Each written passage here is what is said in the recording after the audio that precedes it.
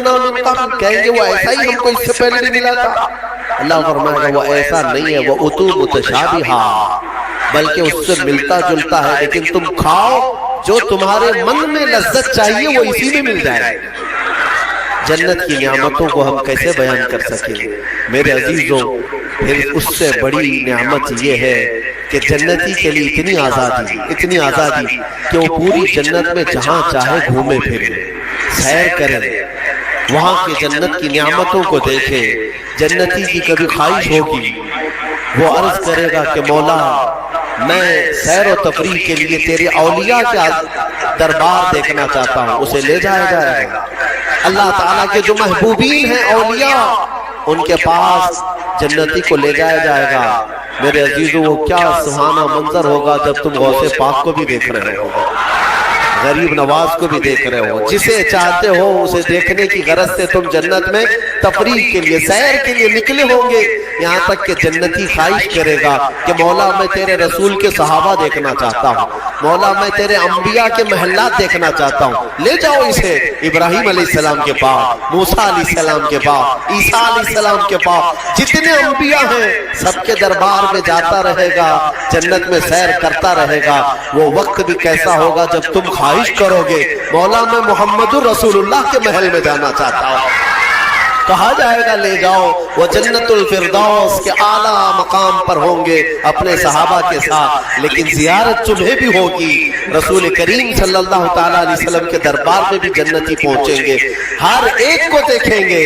پھر جانتے ہیں جنت کی سب سے بڑی نعمت کیا ہے؟ سب سے بڑی نعمت کیا ہے؟ جنت کی سب سے بڑی نعمت یہ ہے کہ رب تبارک و تعالیٰ فرمائے گا بندے سب کی تو نے زیارت کی، اب حجابات ہٹاتا ہوں تو میرا بھی دیدار کر لے۔ اللہ رب العزت وہاں پر حجابات ہٹائے گا، اور بندے کے لیے سب سے بڑی نعمت یہ ہے کہ جنت میں بندہ اپنے رب کا دیدار کرے گا۔ وجوہ یومئذ ناظرہ الی ربہا ناظرہ، قرآن میں اللہ فرماتا ہے وہ چہرے کیسے چمک رہے ہوں گے جو اپنے رب کی طرف خوشحالی میں دیکھ رہے ہوں گے، مولا کو دیکھ رہے ہوں گے۔ اور ایک روایت یہ بھی ملتی ہے جنتیوں کو اس دن یہ کہا جائے گا کہ اے جنتیوں آج تم کچھ سننا پسند کرو گے؟ کہیں گے مولا تیری حمد، تیری ثنا، تیرے حبیب کی تعریف۔ دنیا میں گانے بجانے نہیں سنتے تھے، بچتے تھے، اپنے کانوں کو بچاتے تھے، جنت میں انہیں سنایا جائے گا، کس سے؟ کہا جائے گا حوران جنت کو کہ اپنی سریلی آواز سے انہیں نغمات توحید سناؤ۔ اللہ تعالیٰ کے حمد کی، توحید کی وہ سریلی آواز میں نغمات سناتی رہیں گی۔ جانتے ہیں جس کو سننے کا شوق ہوتا ہے وہ مدہوش ہوتا ہے۔ ہاں اللہ رب العزت کی حمد حوران جنت سے سنتے سنتے 100 سال گزر جائیں گے، 100 سال گزر جائیں گے۔ پھر رب تبارک تعالیٰ فرمائے گا اے جنتیوں سیراب ہو گئے؟ کہیں گے مولا اور بھی ہم سننا چاہتے ہیں، اور بھی ہمیں سنایا جائے۔ پھر کہا جائے گا دنیا میں سب سے میٹھی آواز حضرت داؤد علیہ السلام کی تھی۔ داؤد علیہ السلام، لحن داؤدی مشہور ہے۔ جب داؤد علیہ السلام زبور شریف کی تلاوت کرتے تھے تو اڑتے ہوئے پرندے آسمان میں رک جایا کرتے تھے، پہاڑ وجد میں آتے تھے داؤد علیہ السلام کی آواز پر۔ تو رب تبارک و تعالیٰ فرمائے گا اے بندو کیا تم اس بات پر راضی ہو کہ میرے نبی داؤد سے میں تمہیں نغمات توحید سناؤں؟ داؤد علیہ السلام سے کہا جائے گا کہ اے داؤد آپ میرے ان بندوں کو میری حمد سنائیں۔ داؤد علیہ السلام اپنی میٹھی آواز میں جب نغمات توحید گنگنا رہے ہوں گے 100 سال گزر جائیں گے، پتہ نہیں چلے گا، پتہ نہیں چلے گا۔ پھر مولا تعالیٰ فرمائے گا سیراب ہو گئے، تم سیراب ہو گئے۔ جنتی کہیں گے مولا تیری حمد اور بیان ہو تو اچھا ہے، اب اور ہم سننا چاہتے ہیں۔ رب تعالیٰ فرمائے گا فرشتوں حجابات ہٹاؤ، میں خود سناؤں میرے بندے سنیں۔ مولا کریم کیا وہ منظر ہوگا۔ اسی لیے جنت میں جانے کی تڑپ رکھو، طلب رکھو، ایسے نہیں کہ یہاں پر 4 دن کی عیاشی کے لیے جنت کو قربان کر دیا۔ یہاں تم گھوم پھر کر کے خوب محنت کر کے بھی اگر کچھ حاصل کر لیے تو کتنا کر لو گے, کتنا جی لو گے؟ مرنا تو ہے تمہیں, مرنا ہے. 70 سال 80 سال 100 سال جیو گے, اس کے بعد کیا ہے؟ موت تو آنی ہے. اور تمہارے جسم کے ساتھ ہمیشہ خطرہ بنا ہوا ہے دنیا میں. پتہ نہیں, آج تو ٹھیک ٹھاک ہوں, کل پتہ نہیں کیا ہونا ہے. سردی موت کا سبب بنتی ہے, سر درد جو ہے بڑی بیماریوں کا سبب بن جاتا ہے. اچھے خاصے لوگوں کو ہم دیکھتے ہیں اچانک ختم ہو گئے. تو یہ دنیا تو ایسی لیے ہے, تم کروڑوں کما کر کے بھی وہ عیش نہیں لا سکو گے. ہم نے دیکھا ہے, آپ نے قارون کی جنت سنی, قارون کی خزانے سنے ہوں گے, اور شداد کی جنت سنی ہوگی. شداد نے جنت بنا دیا تھا دنیا میں. جنت کا مطلب وہ سن کر کے اس نے بھی سونے چاندی کی اینٹوں سے محل بنا دیا, اندر باغیچے لگا دیے, نہریں جاری کر دیا. لیکن شداد اس جنت میں قدم تک نہیں رکھ سکا, اس سے پہلے موت آ گئی, مر گئے. مرنے کا ٹینشن تو روز ہے تمہیں, آج جنت میں نہیں. یہاں اسی لیے میں کہتا ہوں دنیا پر جنت کو قربان مت کرنا. بہت زیادہ اگر تم محنت کر بھی لے جاؤ گے تو چند دنوں کا عیش ہے تمہارے پاس. یہ مال, یہ متاع, یہ عورتیں, یہ بچے. قرآن کہتا ہے زُيِّنَ لِلنَّاسِ حُبُّ الشَّهَوَاتِ مِنَ النِّسَاءِ وَالْبَنِينَ وَالْقَنَاطِيرِ الْمُقَنطَرَةِ مِنَ الذَّهَبِ وَالْفِضَّةِ وَالْخَيْلِ الْمُسَوَّمَةِ وَالْأَنْعَامِ وَالْحَرْثِ ذَلِكَ مَتَاعُ الْحَيَاةِ الدُّنْيَا. اللہ فرماتا ہے لوگوں کے پاس چمکا دی گئی ہے زینت کے طور پر. کیا؟ شہوت کی خواہش, عورتوں سے شہوت کی خواہش. اس کو انسان سمجھتا ہے سب سے بڑی چیز ہے یہ دنیا میں, سب سے اچھا عیش ہے. عورت اچھی مل گئی, خوبصورت. بہت سارے لوگ آدھی زندگی عورت کے پیچھے ہی برباد کر چکے ہیں. ان کو ایسا لگتا ہے کہ ایک لڑکی کو حاصل کر لینا ہماری آدھی زندگی کا وصول ہو گیا. تمہیں پتہ بھی نہیں, یہ تو جوڑے اللہ نے ویسے بھی تمہیں دیے ہوئے, اور اس پر سر کھپانا صبح سے شام, شام سے صبح. بیچارہ پریشان ہے ایک عورت کی خاطر. ہم دیکھتے ہیں اکثر نوجوانوں کی زندگیاں اسی میں ختم ہوئی ہیں. وہ اسے محبت سمجھتے ہیں, اسے عشق سمجھتے ہیں. دیوانوں, یہ جسموں کے ملاپ کو محبت اور عشق کہاں کرے ہو؟ محبت اور عشق ایک بہت ہی مقدس الفاظ ہے, مقدس الفاظ. ہاں, صرف آدمی اپنے جسمانی سکون کو حاصل کرنے کے لیے, اپنی شہوت کو پوری کرنے کے لیے محبت کا نام دے رہا ہے. محبت کیا ہے؟ محبت تھوڑی نہ ہے. عورتوں کی خواہش میں آدھی زندگی ختم ہوئی. یہ وہی لوگ تو ہیں جو شادی سے پہلے نہ جانے کتنے راتیں جاگتے تھے, پوری رات بات کرتے تھے. پتہ نہیں کتنے وعدے, معاہدے, ایگریمنٹ ہوا کرتے تھے. شادی کے 8 دن کے بعد پھر زندگی چینج ہے. ہو سکتا ہے چند مہینے اچھے بتا لیے ہوں, اس کے بعد تو اب فون پہ بھی بات نہیں کرتا, گھر پہ بھی بات نہیں کرتا. جو گھنٹوں بات کرتا تھا, ہو گئی محبت ختم ہو گئی, عشق کی داستان ختم ہو گئی. کہاں ہے جو تم پہلے اس کے لیے وعدے کرتے تھے, اب کہاں ہے؟ میرے عزیزو, جسموں کے ملاپ کو جو تم نام دے رہے ہو, اسی کو قرآن کہتا ہے حب الشہوات من النساء. عورتوں سے شہوت پوری کرنے کی خواہش ہے, یہ خواہش ہے. اور اس کے بعد اللہ تعالیٰ فرماتا ہے والبنین, اور بیٹوں کے ذریعے سے آدمی فخر کرتا ہے دنیا میں. میرے اتنے بیٹے ہیں, اس کے اتنے بیٹے ہیں. عربوں میں بھی یہی تھا, بیٹے پیدا ہو تو اس پر فخر کرنا. دنیا اس پر فخر کرتی ہے, اسی کو مال سمجھتی ہے.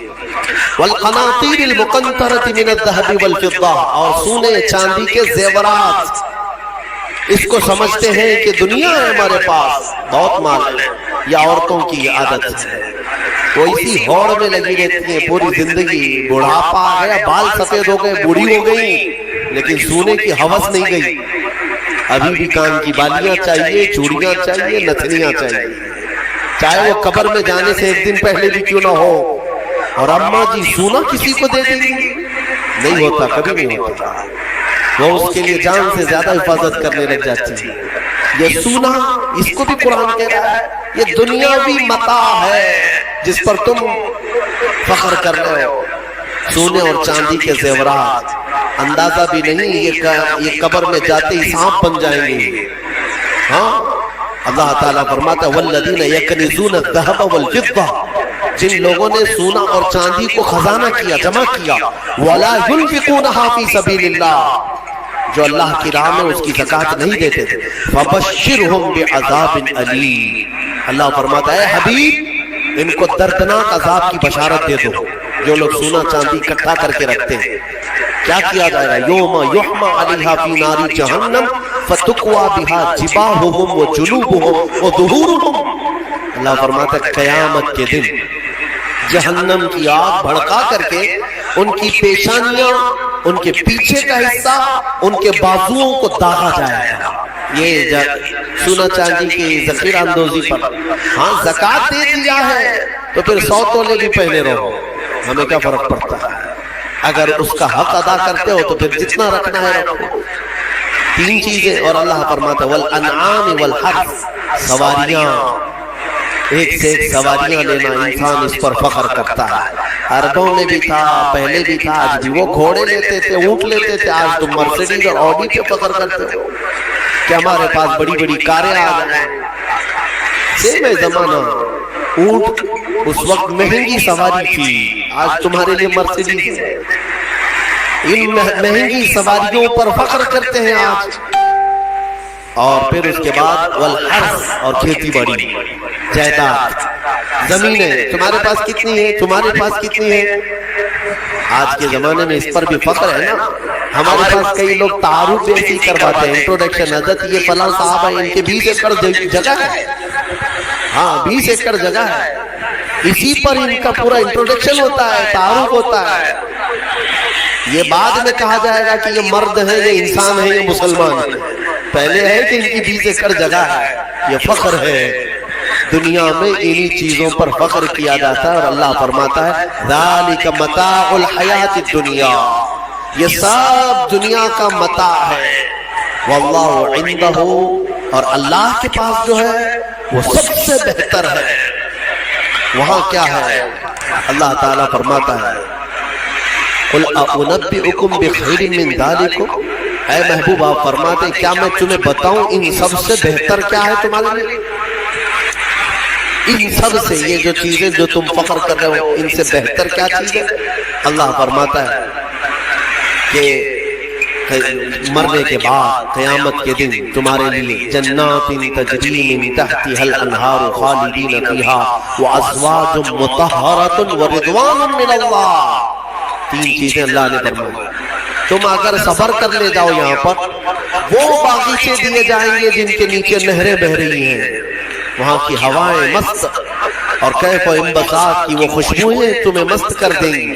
پھر کیا ہے؟ وَأَزْوَاجٌ مُطَهَّرَةٌ، پاکیزہ بیویاں دی جائیں گی، پاکیزہ بیویاں جنت میں، ان کے بعد پھر تمہیں خواہش بھی نہیں ہوگی دوسروں سے۔ وَرِضْوَانٌ مِّنَ اللَّهِ، اور سب سے بڑی چیز یہ ہے کہ اللہ کی رضا دی جائے۔ مولا اگر راضی تو پھر کیا چیز چاہے تمہیں، ساری چیزیں تمہاری ہیں۔ اسی لیے میرے عزیزوں، خلاصہ میں اس تفسیر کا اس بات پر کرتا ہوں کہ اس چھوٹی سی دنیا پر جنت کو قربان مت کرنا۔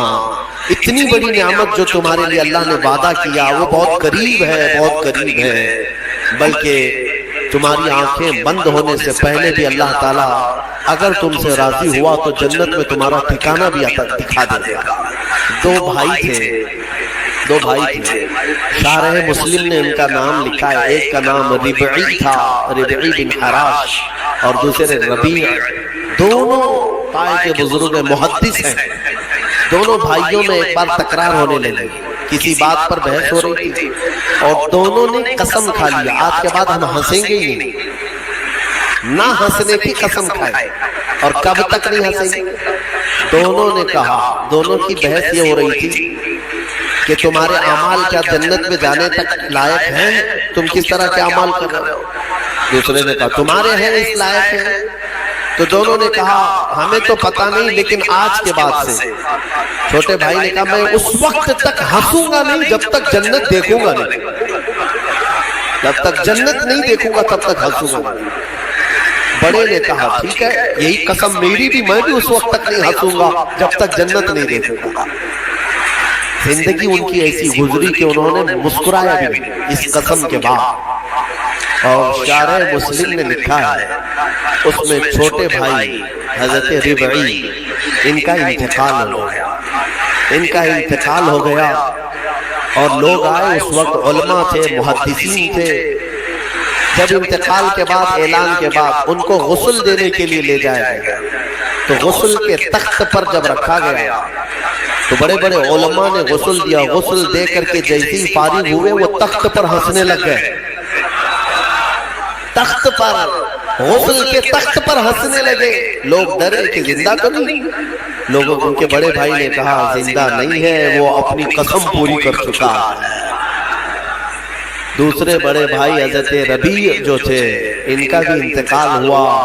علماء کہتے ہیں، محدثین کہتے ہیں، ان کے انتقال کے بعد ان کو غسل بھی دیا، کفن بھی دیا، پھر جب قبر میں رکھا گیا تب وہ ہنسنے لگے۔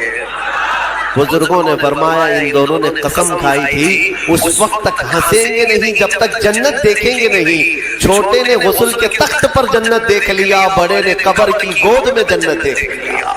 مولا کریم وہ عفو و غفور ہے، رحیم ہے، تمہیں دنیا سے جانے سے پہلے پہلے وہ محلات دکھا دے گا، اسی لیے طلب اسی کی رکھو۔ اللہ تبارک و تعالی ہمیں جنتی اعمال کی توفیق عطا فرمائے۔ وآخر دعوانا الحمدللہ۔